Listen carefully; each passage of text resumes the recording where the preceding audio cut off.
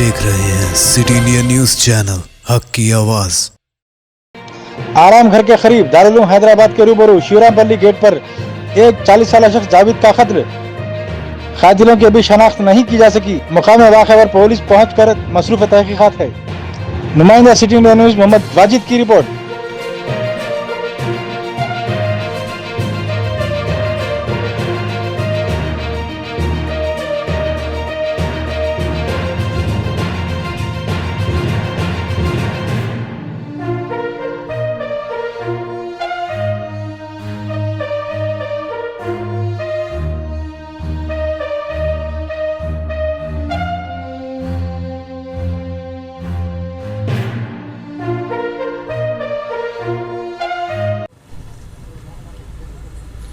उनके वालिद साहब का नाम इकबाल भाई है, मरज़ा वाले का नाम जावेद है और एक भाई है उनके, 3 बहना हैं। सुने अब क्या मैटर है कि आने की, शूटिंगों का कारोबार है उनका, जू का कारोबार है। जू में चारा पानी लेकर के डालते हत्याओं को।